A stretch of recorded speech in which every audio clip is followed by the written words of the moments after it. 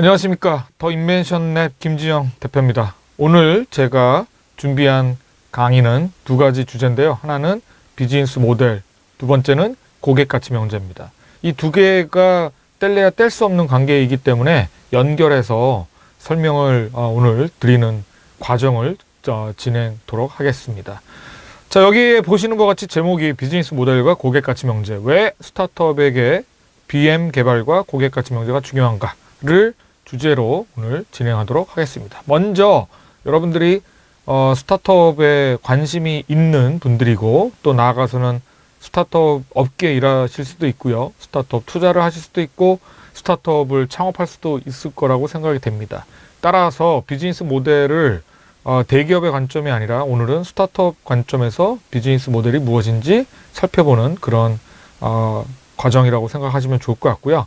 그래서 먼저 비즈니스 모델을 본격적으로 얘기하기 전에 스타트업에 대해서 우리가 알고 있는 것에 대한 질문을 한번 던져보면서 시작을 하도록 하겠습니다. 여러분들 아시다시피 스타트업에 대한 기본적인 개념 정의를 여러 과정을 통해서 아마 익히 들었을 거라고 생각이 드는데, 오늘은 리플렉션 한다고 생각하시고 다시 한번 스타트업의 개념에 대해서 살펴보고, 이것이 스타트업의 관점에서 비즈니스 모델을 고려할 때 어떻게 기존의 비즈니스 모델과는 차이점이 있을까라고 하는 부분에서 여러분들이 생각할 수 있는 시간이 되었으면 좋겠습니다. 먼저 스타트업의 개념 정의를 가장 최초로 내린 사람 중에 한 사람이죠. 바로 스티브 블랑크라고 하는 교수입니다. 현재 버클리 대학원의 겸직 교수로도 있고요. 스탠포드 이 대학교의 겸직 교수로도 재직 중이신데 창업자 출신이시죠. 여러분들이 아마 역서로도 아마 유명한 책을 한번 보셨을 거라고 생각이 됩니다. The Startup Owners Manual, 스타트업 창업가 매뉴얼이라고 하는 굉장히 중요한 책을 썼던 분이시고요. 이 책에서 이분이 이런 얘기를 합니다. 스타트업이란 무엇인가? 스타트업의 개념 정의에 대해서 다시 한번 내리고 있는데요. 여기에 쓰여 있는 이야기를 한번 보시죠. 스타트업이란 리피터블하고 반복적이고 스케일러블, 그러니까 성장 가능한 비즈니스 모델을 끊임없이 탐색하기 위해서 구성된 조직이다. 즉, 스타트업이 우리나라에서는 창업 3년차 미만의 초기 기업, 이렇게 단순하게 정의가 되고 있는데요. 사실 스타트업이 가장 발달한 실리콘밸리에서는 스타트업이란 결국 어떤 비즈니스 모델을 탐색하는 임시 조직이냐라고 이제 규정을 하냐면, 리피터블하고 스케일러블한 비즈니스 모델을 계속해서 탐색하기 위해서 구성된 조직이라고 정의를 합니다. 그럼 여기서 리피터블하고 스케일러블한 비즈니스 모델은 뭘까요? 바로 탐색. 그러니까 결국 기존의 대기업이나 전통적인 조직에서 바라보는 비즈니스 모델의 정의는 대부분 기존의 우리가 포지셔닝하고 있는 시장과 고객에서 이미 수익과 매출이 나오고 있기 때문에 이미 현존하는 시장과 고객을 유지하는 것이 비즈니스 모델에서 굉장히 중요합니다. 그래서 대부분 대기업과 전통적인 조직의 비즈니스 모델을 평가하는 경영 지표가 대부분 ROA 같은 리턴 온 에셋 또는 IRR, 인터널 리턴 온 레이시라고 하는 또 내부 투자 수익률, 이런 식으로 경영 지표가 상당히 경영학에서 이제 이야기하는 그런 전통적인 지표들을 사용합니다. 그 얘기는 뭐냐면, 기존의 조직은 비즈니스 모델을 되게 정적인 개념으로 바라보고 있다는 거죠. 정적인 개념이라고 하는 건 뭐냐면, 이미 시장과 고객이 정해져 있다는 거예요. 우리가 팔 제품과 서비스가 고정되어 있고, 그것이 포지셔닝하는 시장과 고객도 정해져 있다.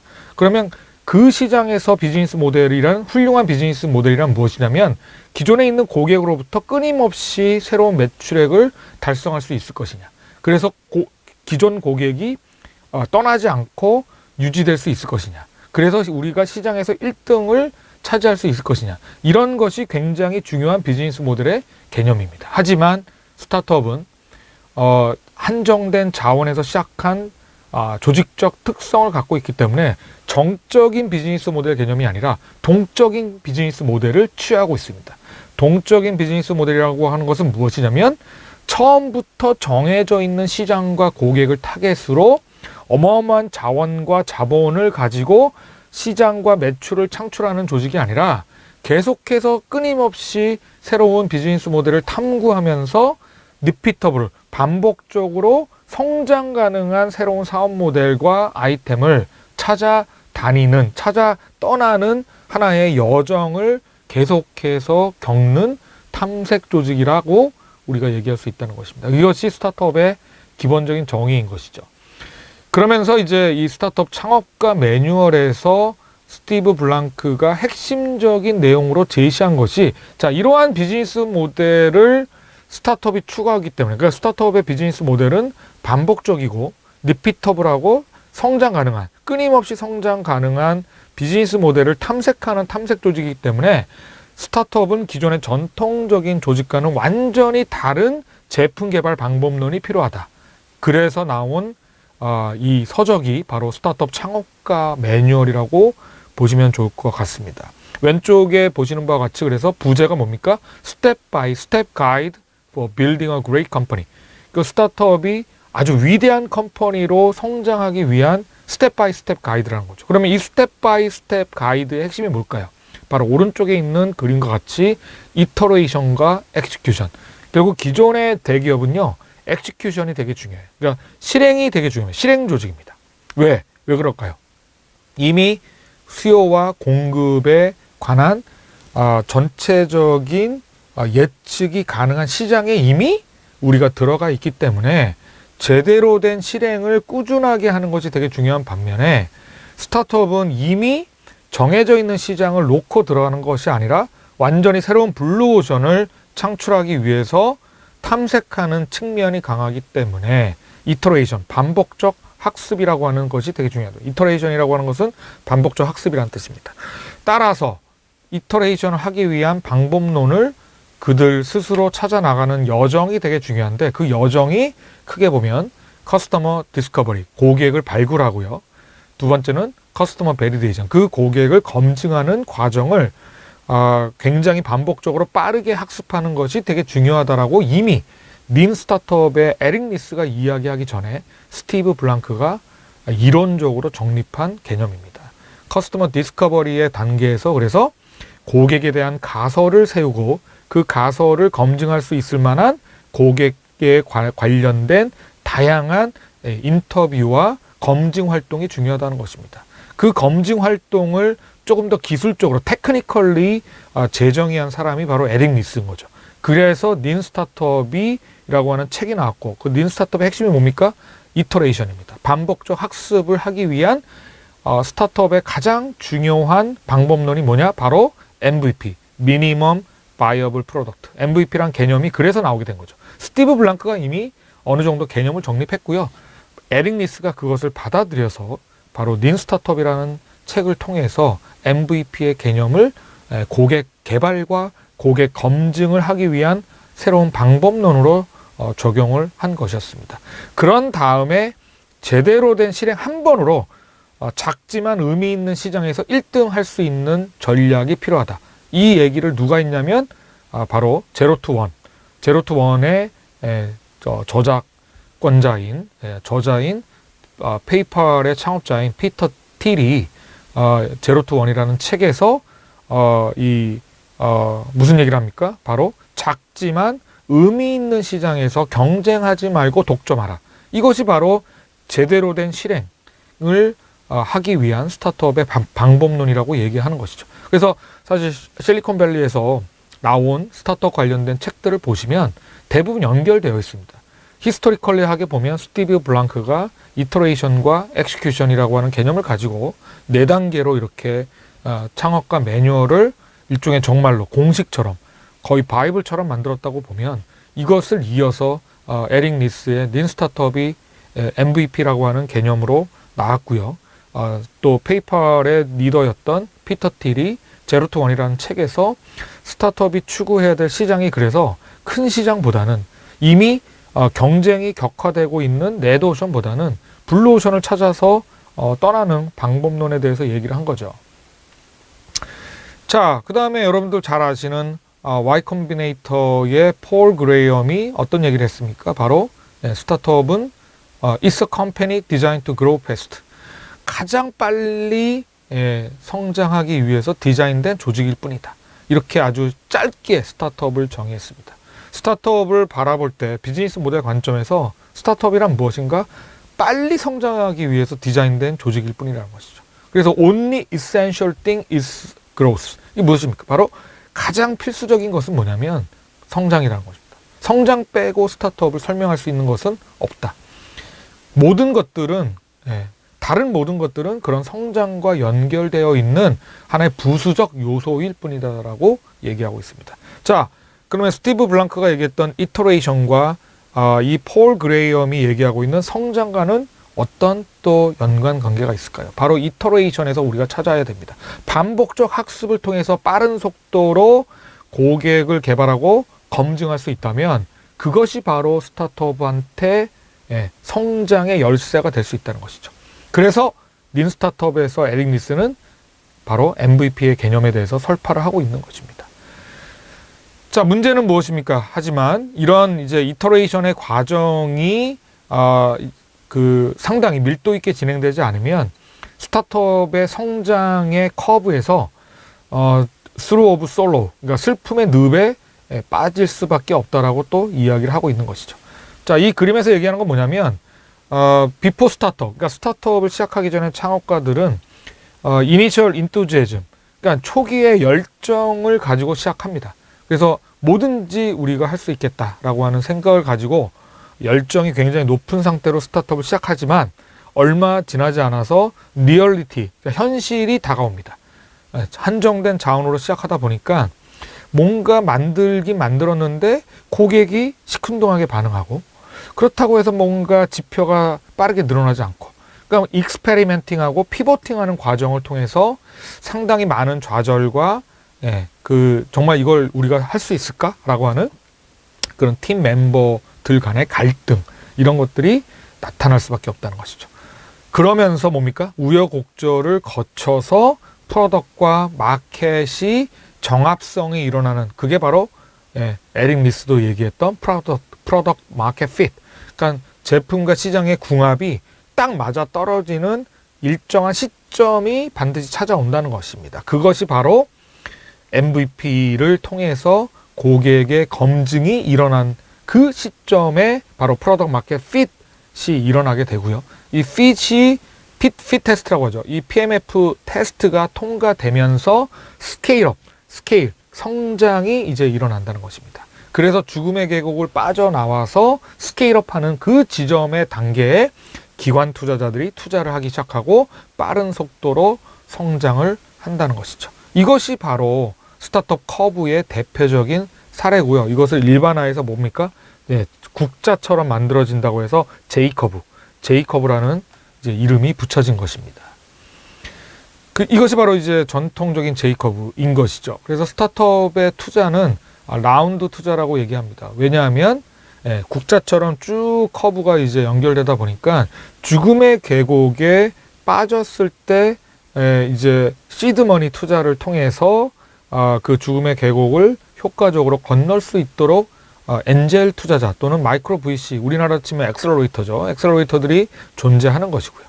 그 다음에 스타트업들이 정식 제품과 서비스를 출시하면서 스케일업이 시작하면 이제 A라운드, 마치 권투의 1라운드, 2라운드, 3라운드, 4라운드처럼 이제 A라운드, B라운드, C라운드처럼 단계별로 기업의 가치가 확대되면서 거기에 맞는 규모의 투자가 일어난다고 해서 라운드 투자라고 얘기합니다. 그래서 시리즈 A라운드 투자, B라운드 투자, C라운드 투자라고 이름을 붙이는 것입니다.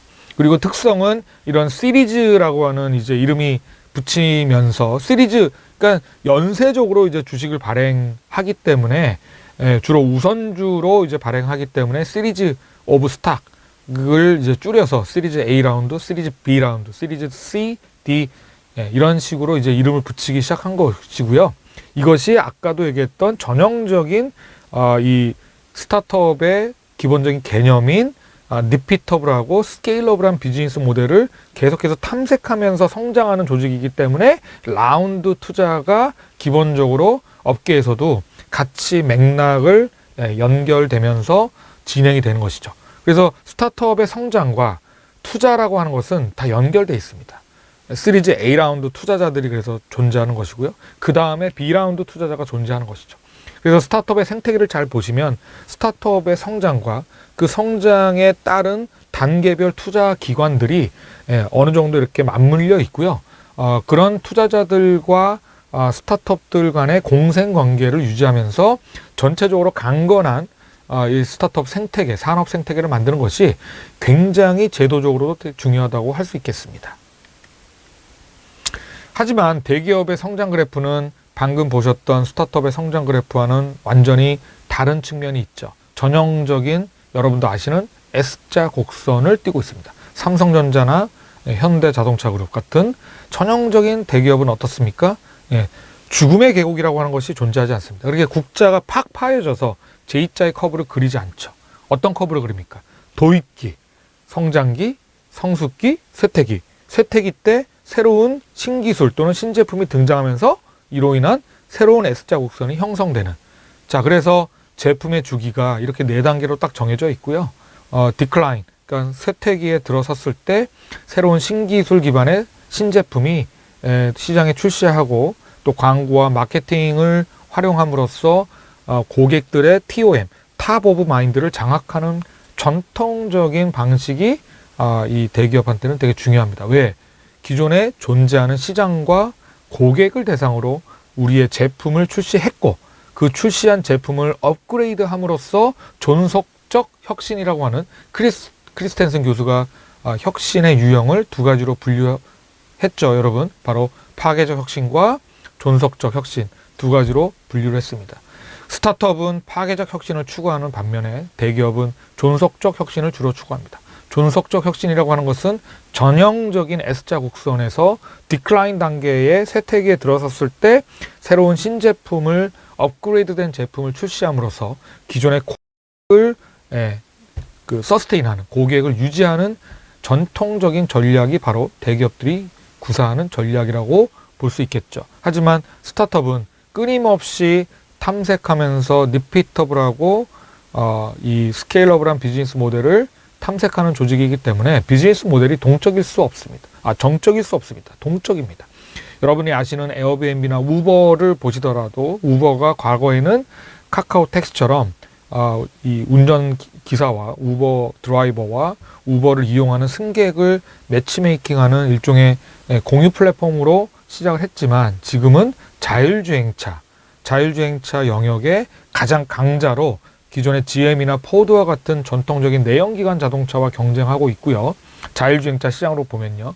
또한 우버 이츠라고 하는 쿠팡 이츠와 같은 그런 노컬 딜리버리 플랫폼을 통해서 오히려 노컬의 라스트 마일 딜리버리를 책임지는 그런 일종의 물류 배송 업체로 변신하고 있다라고 보시면 됩니다. 그런 것들이 결국 동적인 비즈니스 모델을 추구하는 스타트업의 특성이 이기 때문에 그렇게 변화를 하고 있다고 보시면 좋을 것 같습니다. 따라서 대기업의 비즈니스 모델은 확실한 시장에서 이미 존재하는 수요와 존재하는 시장에서 승부수를 띄우려고 하는 경향이 큽니다. 그래서 자본 투하가 초반에 많이 되는 거죠. 대기업은 시장과 수요를 이미 알고 있습니다. 사업 계획을 위한 태스크포스를 위한 조직이 있고요. 그 조직을 감시하고 또 오디트하는 전담반이 있고요. 그 전담반을 위한 또 전담반이 있고 굉장히 복잡하죠. 굉장히 복잡한 체계와 심플하지 않습니다. 그래서 결국 파워포인트로 엑셀로 시뮬레이션하고 파워포인트로 보고하는 그런 문화가 굉장히 발달되어 있는 것이죠. 하지만 스타트업은 어떻습니까? 이 도표에서 보시는 바와 같이 탐색 조직이기 때문에 지속 가능하고 수익성 있는 사업 모델을 지속적으로 탐색하기 위한 임시 조직적 특성을 갖고 있습니다. 만약에 이것이 잘 되지 않는 경우에 탐색 조직적 특성이 무너지는 경우에 스타트업은 망합니다. 그래서 빨리 성장하고 빨리 망하는 특성도 갖고 있는 것이죠.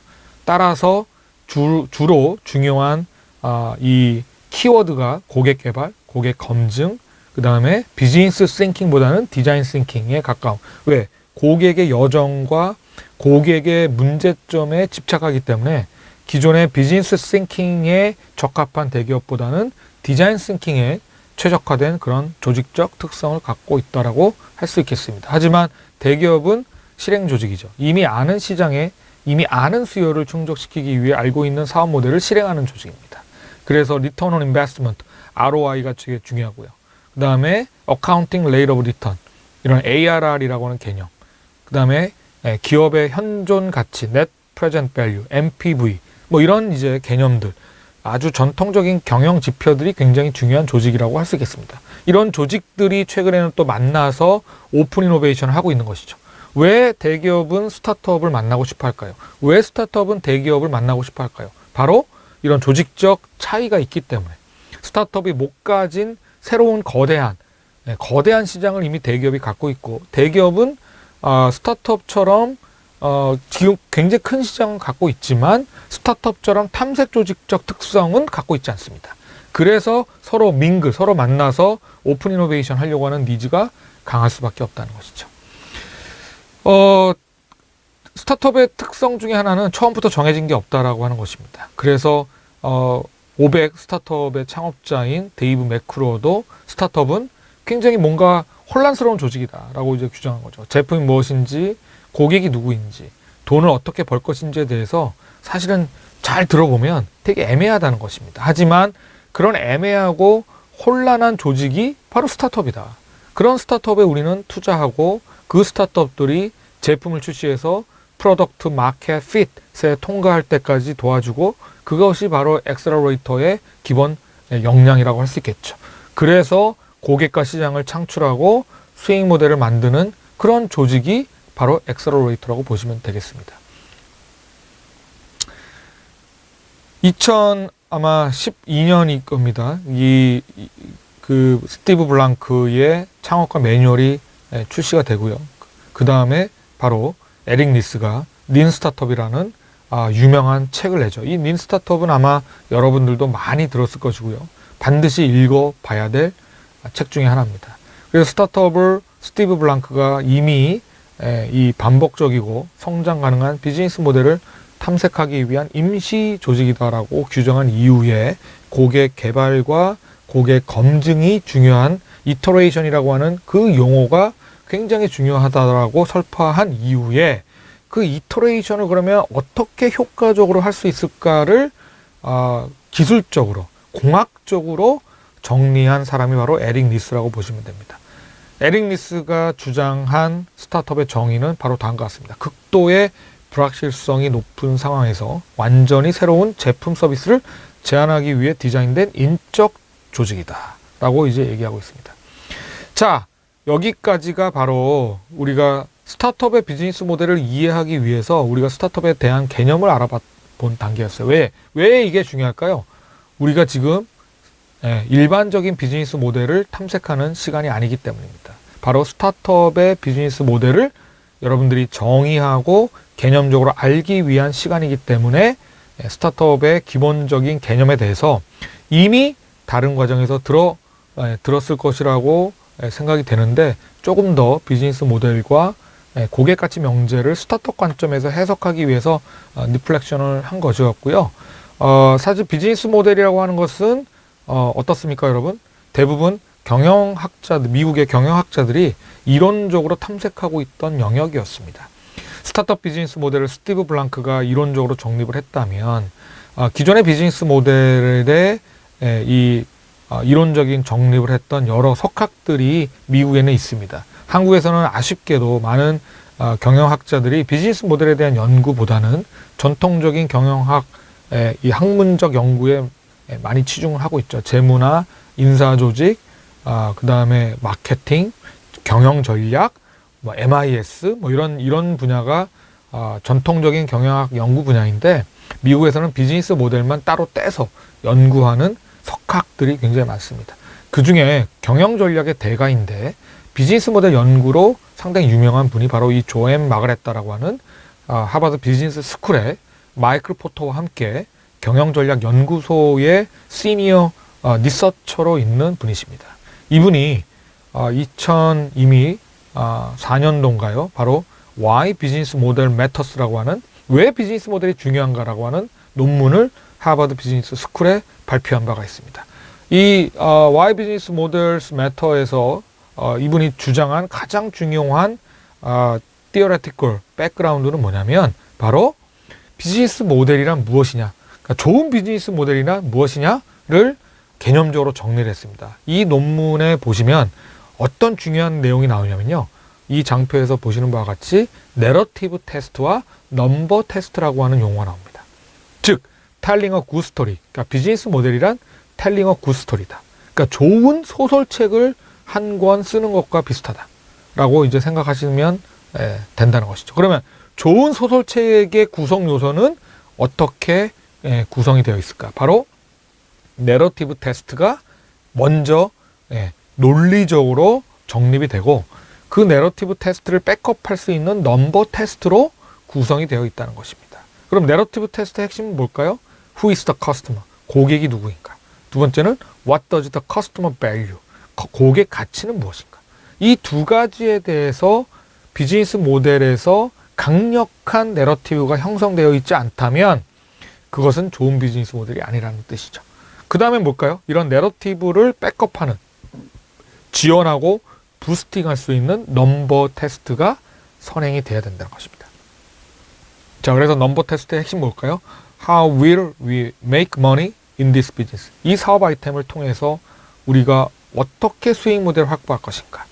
그리고 여기 이 수익 모델을 확보하기 위해서 우리는 리즈너블한 코스트를 우리가 고객들한테 할당하면서 우리가 고객 가치를 제대로 딜리버리 할 수 있을 것인가? 이런 것들에 대한 넘버 테스트가 내러티브 테스트와 연동돼서 확실하게 자리매김되어 있지 않다면 텔링 어 굿 스토리가 아니다, 좋은 소설책을 우리가 쓰고 있는 것이 아니라고 할 수 있는 것이고, 이것이 바로 조앤 마그레타 교수가 얘기한 가장 중요한 포인트라고 보시면 좋을 것 같습니다. 자, 그래서 내러티브 테스트와 넘버 테스트를 이제 다시 한번 정리를 하면 결국 고객 가치의 순환고리를 만들어내고 이것을 우리 기업의 경제적 가치의 순환고리로 만드는 스토리를 전체적으로 조망하지 않으면 비즈니스 모델은 실패할 확률이 높다라고 얘기하는 것이죠.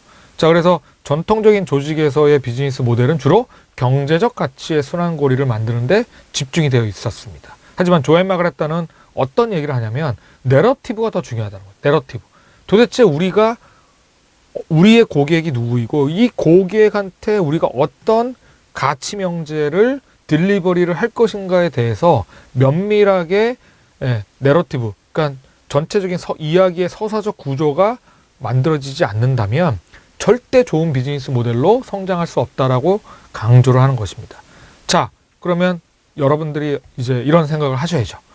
이 내용을 보시면 비즈니스 모델이란 단순히 우리 기업의 경제적 가치에 관련된 내용이 아니라 고객 가치와 관련된 내용들이 더 중요하구나. 결국 비즈니스 모델을 구성하는 가장 중요한 구성 요소가 바로 고객 가치로구나. 다시 한번 그걸 정리하면 커스터머 밸류 프로포지션, 고객 가치 명제구나. 이렇게 이제 생각을 하셔야 된다는 겁니다. 자, 그래서 비즈니스 모델과 고객 가치 명제라고 하는 것은 뗄래야 뗄 수가 없다는 것이죠. 어떻게 보면 필요 조건입니다. 고객 가치 명제는 바로 비즈니스 모델을 구성하는 필요 조건이다.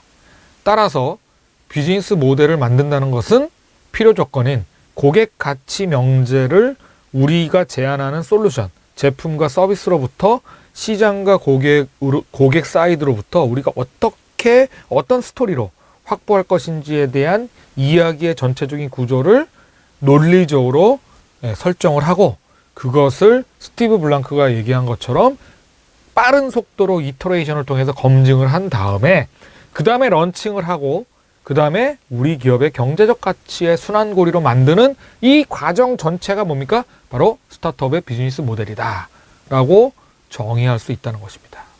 자, 그래서 정리를 해보면 텔링 어 굿 스토리라고 하는 부분에서 내러티브 테스트는 그러면 어떤 스토리텔링을 가지고 만들 수 있을까? 라고 이제 질문하실 수 있겠죠. 그래서 저희가 개발한, 저희 회사에서 사실은 개발한 방법론이 바로 내러티브 테스트와 넘버 테스트를 묶어서 비즈니스 모델 스토리텔링 캔버스라고 하는 하나의 방법론을 개발해서 현재 운영하고 있습니다. 자, 이 스토리텔링, 비즈니스 모델 스토리텔링에서 가장 중요한 건 뭘까요? 첫 번째가 고객 가치의 순환고리를 만들어내자.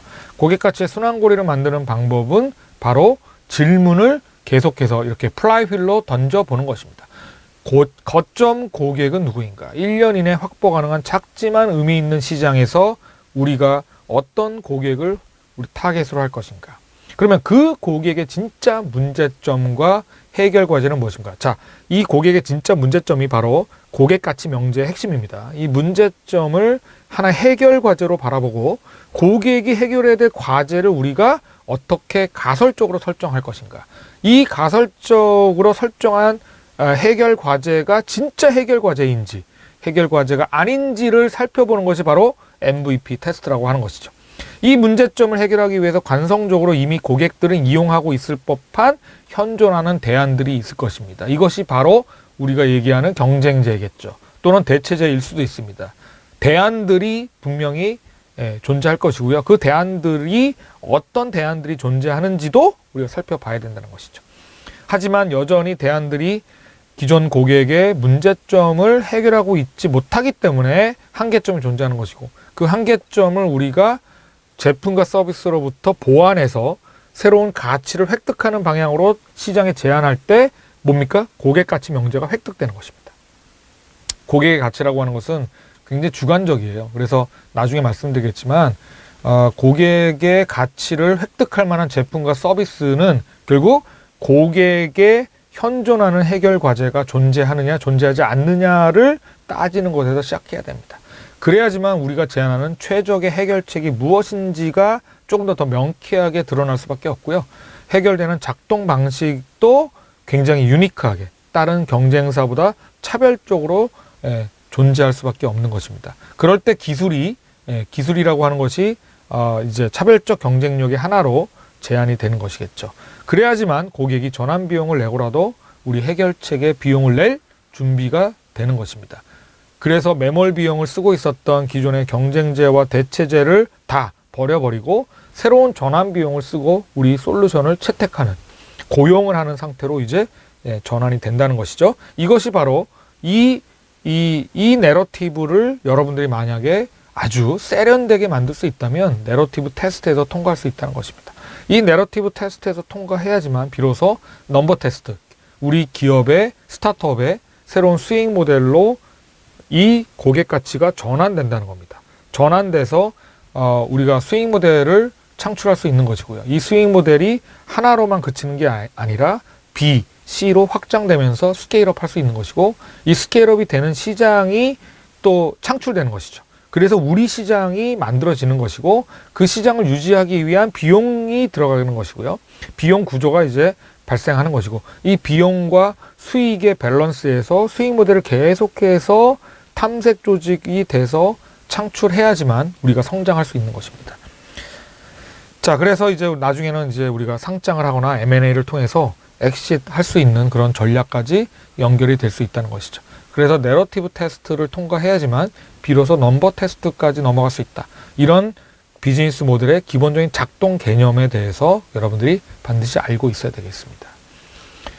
자, 그래서 저희가 제안한 그런 새로운 방식은 여러분이 잘 아시는 이 알렉산더 오스트왈드가 제안했던 비즈니스 모델 캔버스의 9가지 구성 요소를 가지고 비즈니스 모델을 많이 분석도 아마 하는 그런 부분들을 아마 들어보셨을 겁니다. 실제로 실습도 해보신 분이 계시겠죠. 하지만 제가 오늘 말씀드린 것 중에 핵심은 뭐냐면 비즈니스 모델이란, 특히 스타트업에게 비즈니스 모델이란 결국 고객 가치 명제를 시장에서 고객으로부터 내가 타겟팅하는 작지만 의미 있는 시장의 버티컬 고객으로부터 먼저 확보를 해야 됩니다. 획득을 해야 됩니다.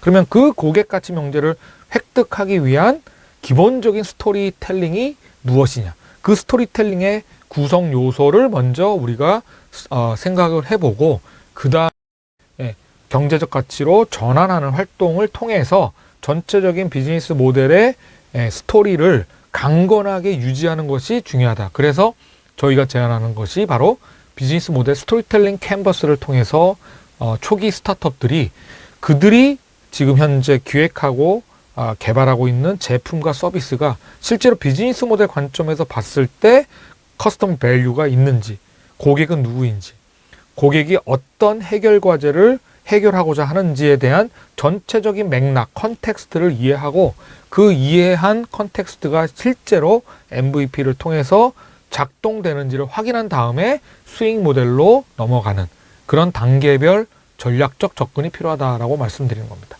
자, 그래서 비즈니스 모델 스토리텔링 캔버스는 고객을 규정하고 고객의 문제점에 대해서 해결 과제 관점에서 정리를 해보고 그 해결 과제를 해결할 만한 우리만의 솔루션, 유니크한 솔루션을 제안하는 방식으로 크게 3단계로 진행이 됩니다.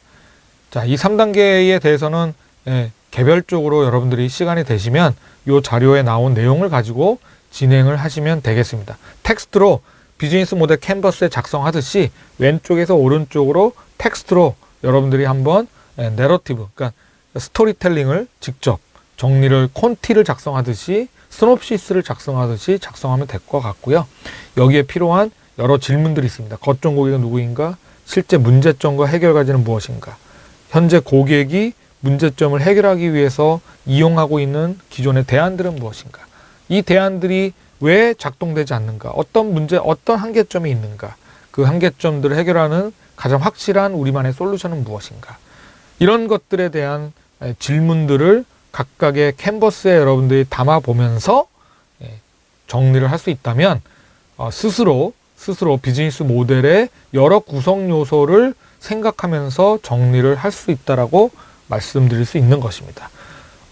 요 고객 가치 명제에 대한 스토리텔링 캔버스 한 장이 끝나면 그 다음에는 바로 넘버 테스트로 넘어가서 실제 우리의 수익 모델이 수익 모델로 어떻게 전환되는 것인지, 그리고 시장의 초기 거점 시장과 인접 시장은 또 어떤 시장인지, 거기에 필요로 하는 자본 구조는, 비용 구조는 어느 정도, 인건비, 운영비, 기타 경비 관점에서 어느 정도 사용이 되는지, 그리고 실제 우리의 미래의 얼티메이트 골은 무엇인지, 이런 것들을 한번 정리를 해보는, 주로 이제 숫자로 정리를 하는 단계가 바로 요 경제적 가치 명제 누프 만들기라고 보시면 좋을 것 같습니다.